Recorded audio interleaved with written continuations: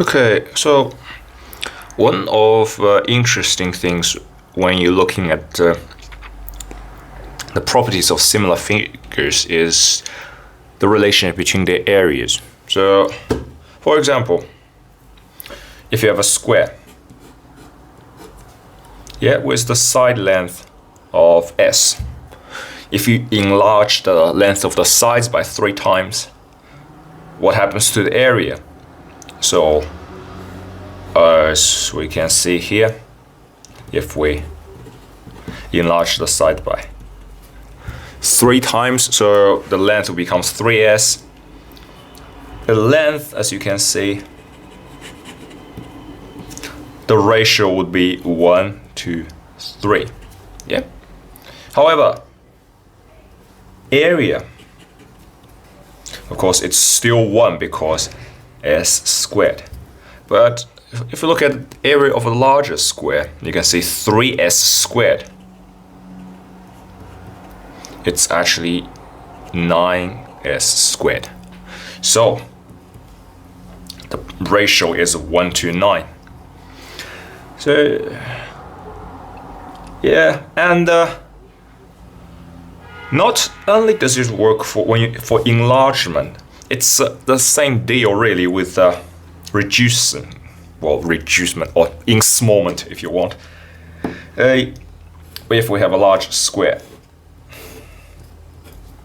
say the side length will be L, yeah, for length. If we shrink it, say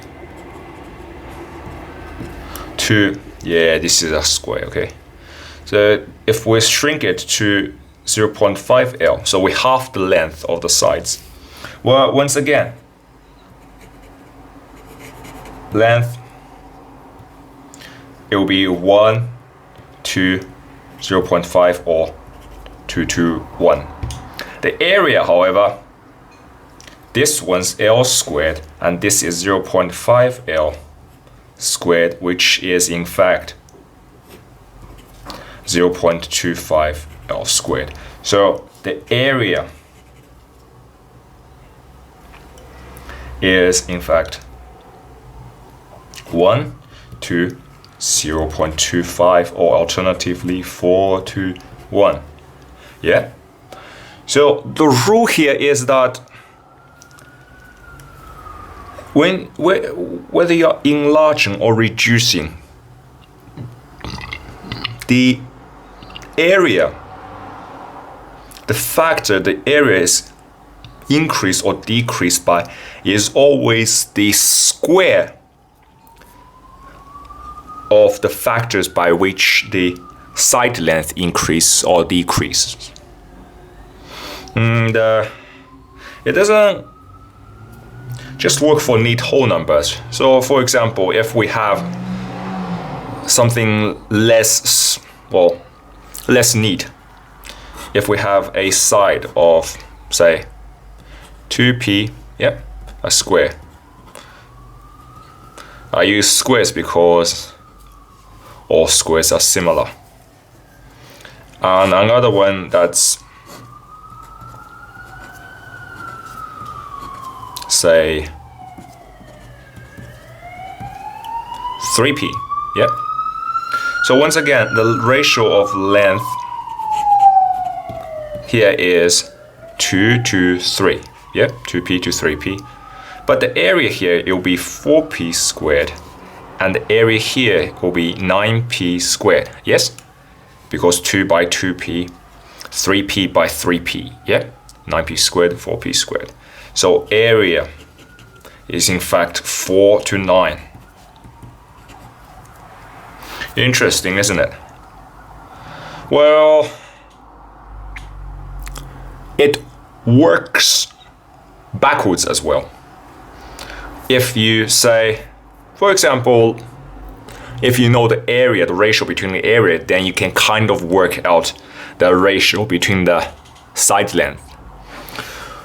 One common example would be the papers. So paper size, if you have an A4, yeah, and A3.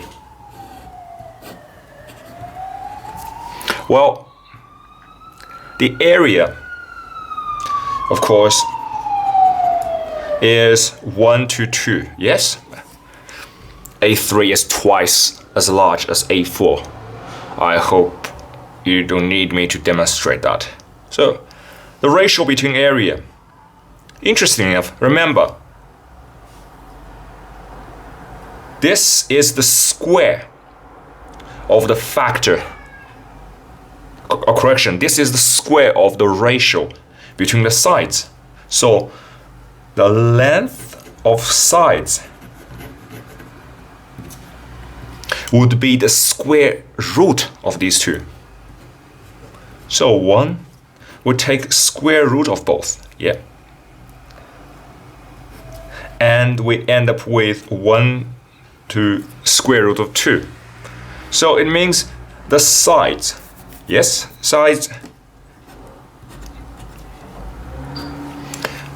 the side length of the A3 paper is a square root 2 times that of an A4 piece of paper. Yeah.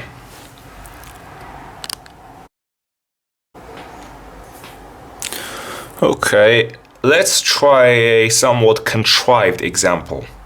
So let's say we have, well, divide, let's have a quadrilateral, 10 millimeter, 10 millimeter, 25 millimeter, 25 millimeter, and a larger one,